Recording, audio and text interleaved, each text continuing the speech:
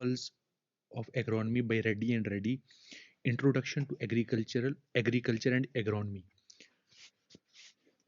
See, if we go by the basics, the branch of agricultural science which deals with principles, the scientific principles, the time of sowing, the application of fertilizers, the optimum environment, aerial environment, soil environment, chemical environment, biological environment, and practices, spacing of the crop, and the management of crop, soil, water, and crop management is agronomy. हम देखिए अगर हम बात करते हैं agriculture and agronomy, इसको synonymously use किया जाता है. The both terms are use synonymously, दो agriculture is a branch of agriculture science. Similarly, agronomy and crop production are used synonymously.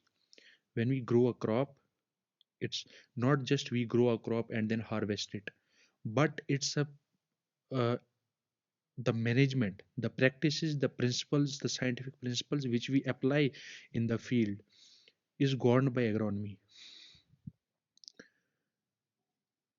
Growing of crops, we have been doing agriculture from 11,000 years now, and agronomy is a science started recently in the first decade of the 21st century. But agronomy has been started in the first decade of 20th century, not 21st.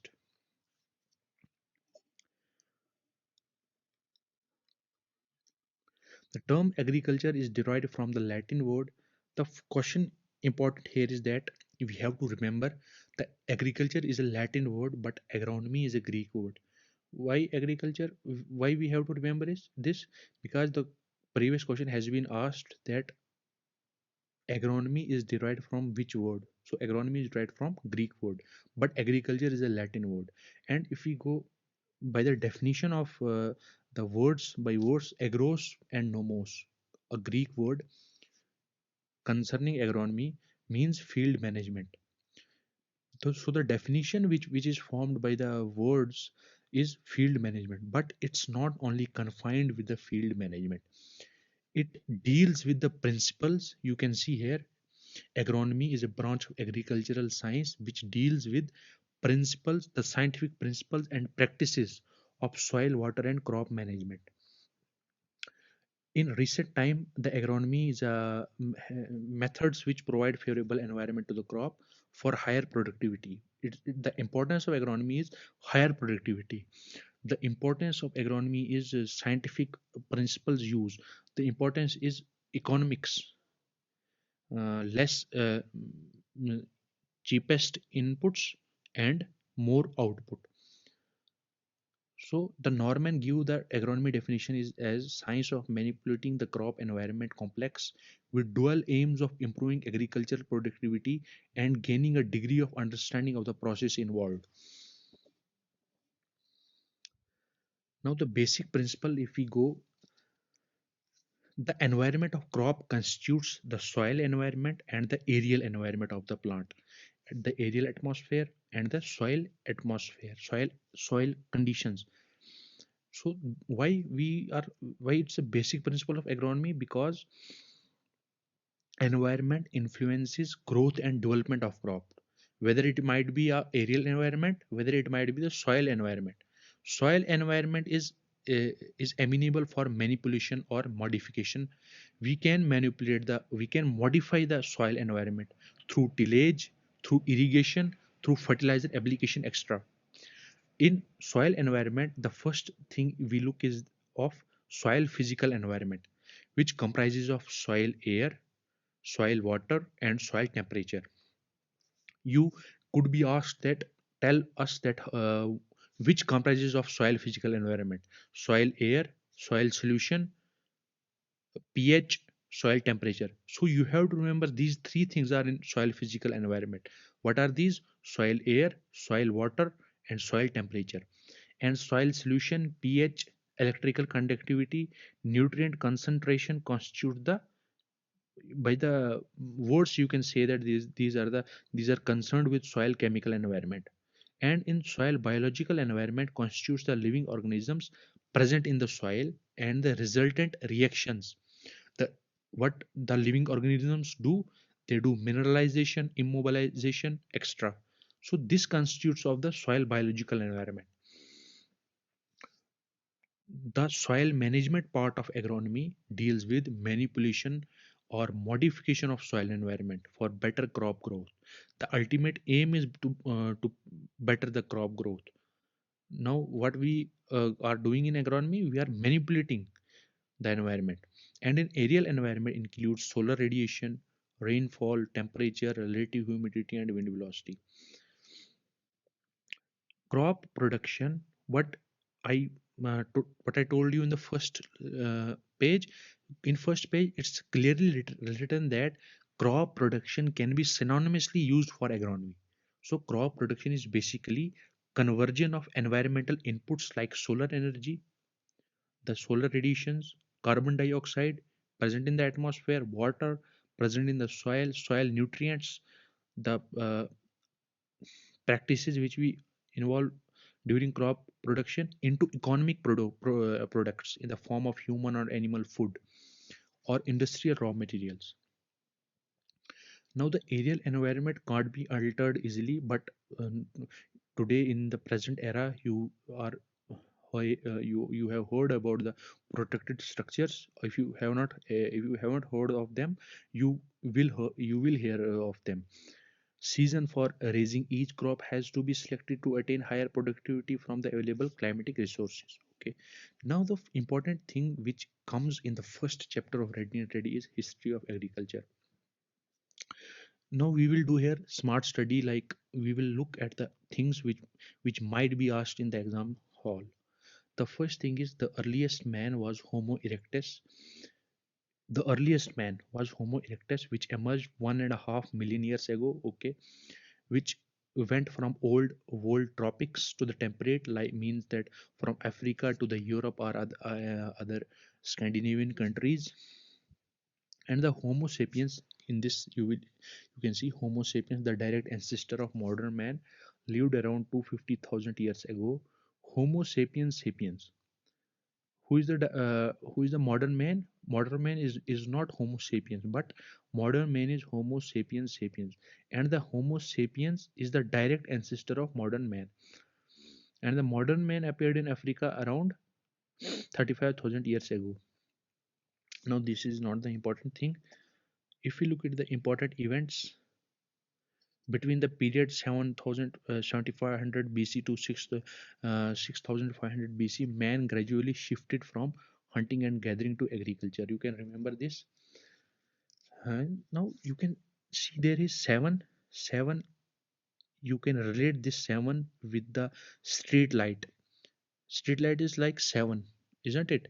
And five, and you can we will look here this thing. Five you can remember with the hook. Okay, hook is like fire, so you can remember this the hook in street light. A hook is attached 7500 BC to 6500 BC. This is the gap of 100 years. In this the agriculture started, you can remember by this mnemonic. Now this is not important. The cereals ground during this period were wheat and barley. Okay, we will look at this. Now the important thing, the most important part I can say, if not the very important, uh, but this is the most important part of this chapter. Important events in the history of agriculture. One question will be definitely asked by in this table. Like a question was asked in previous year, like when the cultivation of maize started. Now, that started in 4400 BC. 4400 BC. Now I will tell you how to remember these dates uh, in a mnemonic format. Okay, let's start with first domestication of sheep. Sorry, domestication of sheep started around 8700 BC. Now 8 is like हमारे जो चश्मे होते हैं उसकी तरह है जो 8 है. 7 जो है वो स्ट्रीट लाइट की तरह दिख रहा है, यहाँ देखिए आप जैसे देख सकते हैं, ठीक है। तो इसको आप कैसे याद रखेंगे, जो 8 और 7 है ना, तो यहाँ पर कोई जो शीप था, शीप को आंखों में लगा था, चश्मा लगा था, वो स्ट्रीट लाइट के अंडर पड़ रहा था। इस तरीके से आप याद रख सकते हैं कि डोमेस्टिकेशन ऑफ शीप कब हुई थी। शीप हुआ भेड़, भेड़ की जो डोमेस्टिकेशन थी वो कब हुई थी। चश्मे से आप 8 रखिए याद, और स्ट्रीट लाइट से 7, 88700 BC में। उसके बाद आप डोमेस्टिकेशन ऑफ गोट कब हुआ था, देखिए 7700 BC में। इसको देखो, ये गोट है यहाँ पर, यहाँ 2 7, एक ऐसा स्ट्रीट लाइट लगी हुई है, एक ऐसी स्ट्रीट लाइट लगी हुई है, तो ये पढ़ नहीं रही है, ये सीधा ये ऐसे ही बैठी हुई है यहाँ पे, कुछ नहीं कर रही। तो आप ऐसे याद रख सकते हैं कि 7700 BC में शीप की डोमेस्टिकेशन हुई। Now the cultivation of crops.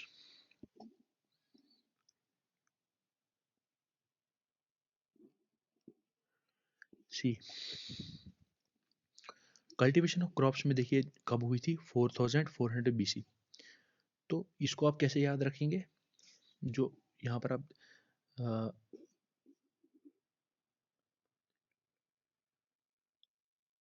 ये कब हुई थी, 7500 4004, ये तो कल्टीवेशन ऑफ मेज हुई थी।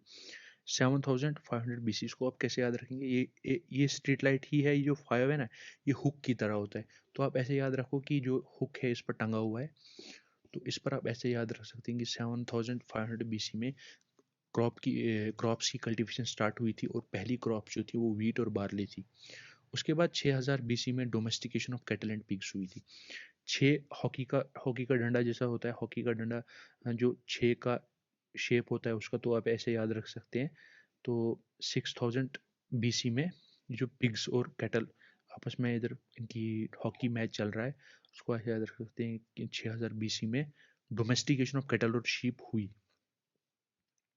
उसके बाद जो मेज है, ये देखिए, 4 जो चेयर होती है, 4 से जो चेयर होती है, चेयर के 4 होते हैं ना ये नीचे से, तो जो डंडे होते हैं, इनको आप याद रख सकते हैं ऐसे कि जो ये बने हुए हैं, ये मेज़ के बने हुए हैं। तो जब मेज़ के बने हुए 4 लगे हुए, 4400 BC, 2 चेयर्स हैं हमारे पास मेज़ की बनी हुई, बस ऐसे याद रख सकते हैं।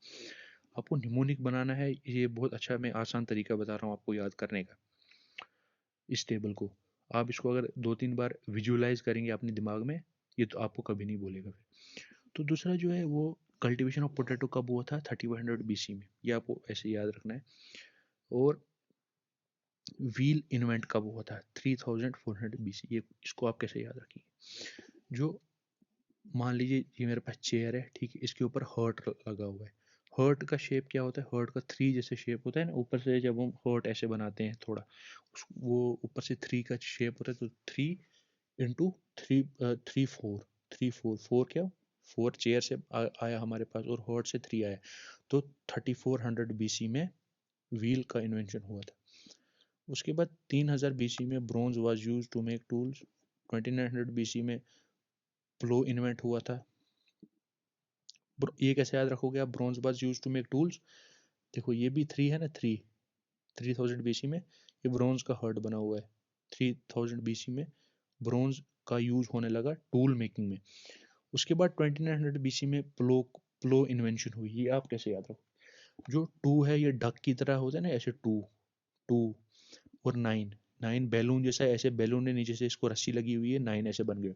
तो 2900 BC में प्लो इन्वेंट हुआ था, इरीगेटेड फार्मिंग स्टार्ट हुई थी। तो ये क्या कर रहा है यहाँ पर, जो ये डक है, ये देख रहा है प्लोइंग हो रही है लैंड में, आराम से बैठा हुआ है, बैलून इसके हाथ में है, इसको आप ऐसे याद रखोगे। उसके बाद कल्टीवेशन ऑफ राइस में देखिए 2200 BC में हुई। टेमिंग ऑफ हॉर्सेस 1700 BC में हुई। यूज ऑफ आयरन, ये आयरन चेयर है, इसके ऊपर कैंडल रखी हुई है, तो कब हुआ, 1 4, क्योंकि चेयर को तो हमने रखा था ना 4 से याद, एक कैंडल रखी हुई है 1, उसको आप ऐसे विजुअलाइज कर सकते हैं और याद कर सकते हैं। ये टेबल बहुत ज़्यादा इंपॉर्टेंट है, आपको निमोनिक्स बनाकर और कुछ जो है वो लिखकर आपको याद करना पड़ेगा। जैसे ये यहाँ पर क्या है, सिल्क मोथ की डोमेस्टिकेशन कब हुई थी, 2700 BC, इसको एन सी से, एन में कितने डंडे होते हैं, 2, 1 2 ऐसे खड़े डंडे 2 होते हैं, तो 2 से, और सी को आप याद रख सकते हैं 7, C7, सी से सी से फोनेटिक्स में आ जाता है, हमारे पास 7 भी आता है। उसके बाद centre of origin of agriculture आप देखते हैं। इसमें जो इम्पोर्टेंट चीज़ हमें ये याद रखनी है कि जो इसमें उतना इम्पोर्टेंट नहीं है, सिर्फ एक इम्पोर्टेंट ये याद रखना है कि जो ये है पोटैटो, टोमेटो, पेपर, टोबैको और several other plants were also developed in south America में, ये डेवलप हुए थे। ये इंपॉर्टेंट क्वेश्चन आ सकता है ऐसा। उसके बाद जो हाँ, ये इंपॉर्टेंट एक चीज़ याद रखनी कि by 3500 BC the simplest form of plough was developed. जो सिंपलेस्ट फॉर्म प्लो कब इन्वेंट हुआ था? 2900 BC में। लेकिन वो जो था वो वुडन प्लो था, लेकिन जो सिंपलेस्ट फॉर्म ऑफ प्लो था वो 3500 BC में हुआ था। उसको आर्ड कहा गया था। By 2900 BC plough was in, लेकिन जो रेगुलर यूज में जो प्लो यूज हुआ था वो कब हुआ था? 2900 BC में। हमने याद रखा था, कैसे याद रखा था? डक जो था वो बैलून अपने हाथ में रखा हुआ। By this period simple digging sticks and hoes were use. इससे पहले, बिफोर दिस पीरियड, ये डिगिंग स्टिक्स या होज का यूज किया जाता था। उसके बाद development of agriculture in India, ये आप ये नीमराज सुंडा से पढ़ सकते हैं। इसको ज़्यादा अच्छी तरीके से यहाँ पर उतना अच्छी तरीके से नहीं दिया हुआ है, तो ये ठीक है। ये उतना इम्पोर्टेंट मतलब इसमें नहीं दिया हुआ। जैसे हरप्पन सिविलाइजेशन में क्या क्या पाया गया था, राइस के स्टेपल फूड था, ये आप उससे देख सकते हैं। मिडिल एज भी उतना इम्पोर्टेंट नहीं है। एग्रीकल्चर एज अ साइंस, ये बहुत ज़्यादा इम्पोर्टेंट आता है एस्पेक्ट हमारे पास। ये हम साइंटिफिक एग्रीकल्चर स्टार्ट करेंगे।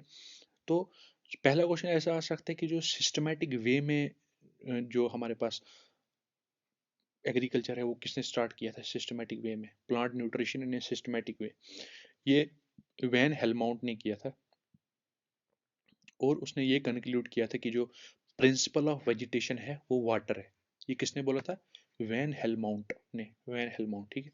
उसके बाद जेथरो टल ने एक बहुत सारे एक्सपेरिमेंट किए और एक बुक पब्लिश की जिसका नाम था हॉर्स होइंग हस्बेंड्री, जेथरो टल ने।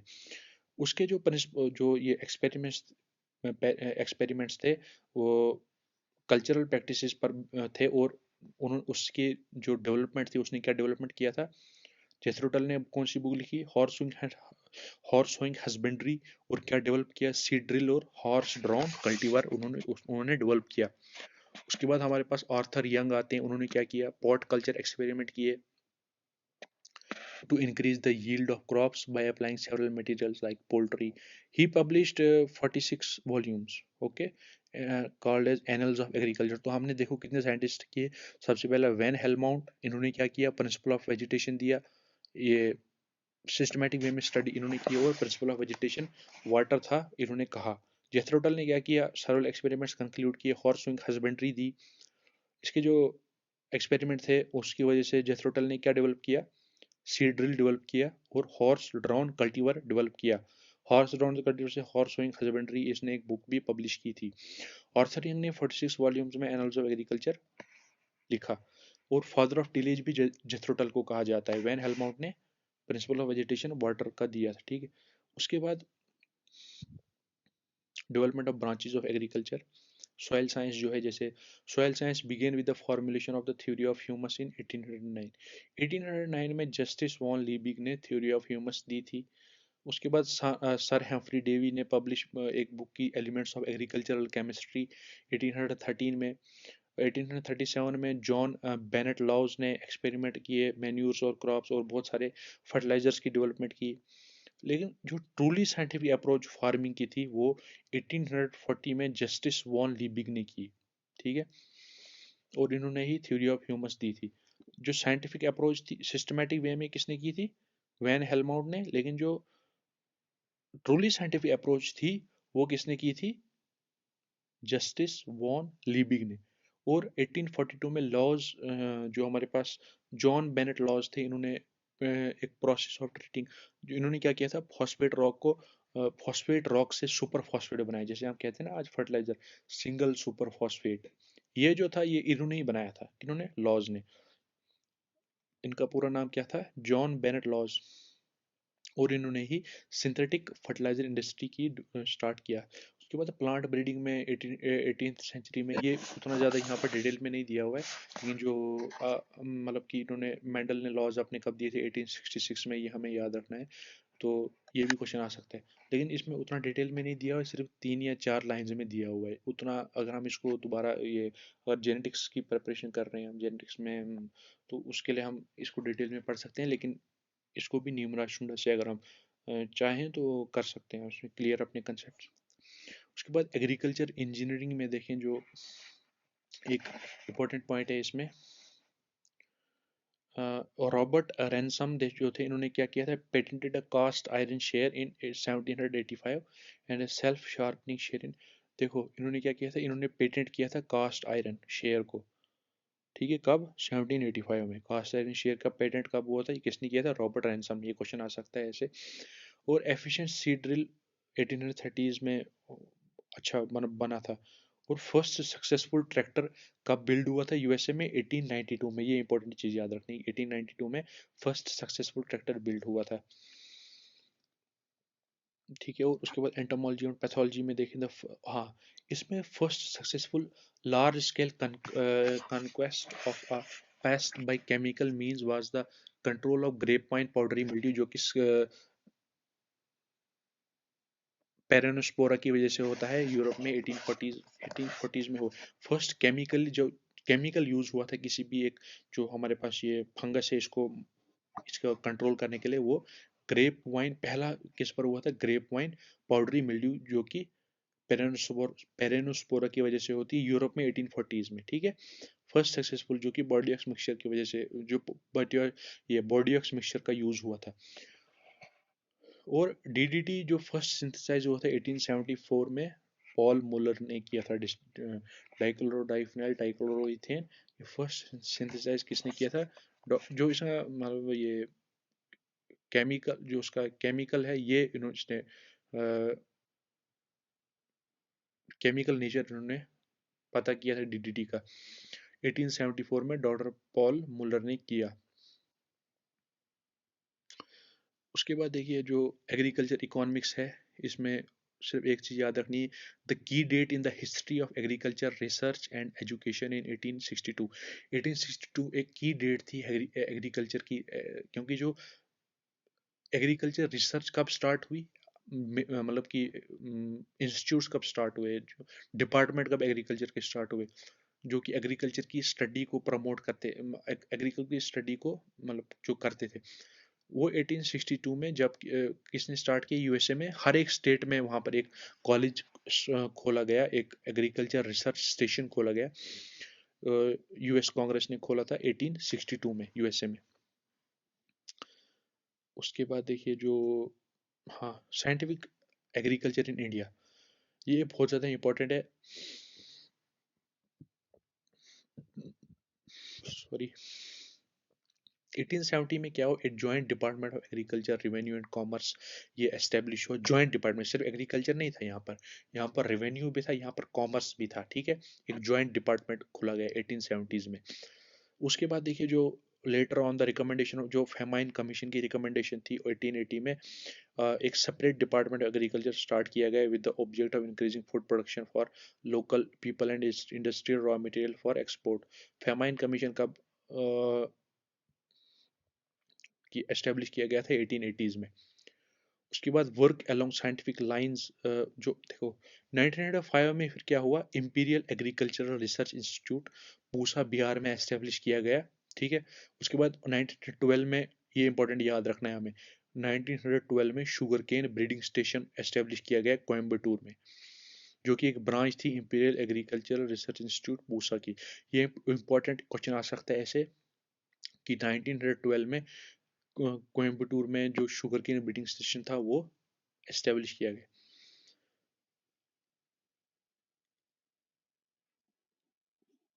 देखो आफ्टर द अर्थ, जब 1936 में अर्थक्वेक आया, इंपीरियल एग्रीकल्चरल रिसर्च इंस्टीट्यूट को शिफ्ट किया गया पूसा बिहार से दिल्ली, ठीक है। तो agriculture universities were started in India from 1960, और 1964 में फिर एग्रीकल्चर यूनिवर्सिटीज की स्टार्टिंग हुई, ठीक है, डिफरेंट स्टेट्स में। तो 1900, लेकिन जो अगर हम यूएसए में देखें सबसे पहले 1862 में, फिर यहाँ देखिए कितना गैप है 1964 और 1862। ठीक है, पूरा एक सेंचुरी का गैप आ गया। हमारा जो स्टार्टिंग हुई थी एग्रीकल्चर की, कितना लेट हमने स्टार्ट किया, तो आप इससे पता लगा सकते हैं कि वो कितना डेवलपमेंट हमसे ज़्यादा वहाँ की होगी, जो एग्रीकल्चर वहाँ पर हो रहा है। उसके बाद प्रिंसिपल्स ऑफ एग्रोनॉमी में देखिए, ये सिर्फ मैनेजमेंट के लिए कन्फाइन नहीं होता है एग्रोनॉमी, ये प्रिंसिपल्स और प्रैक्टिसेस को भी गवर्न करता है। Input use, water primary nutrient है हमें पता है।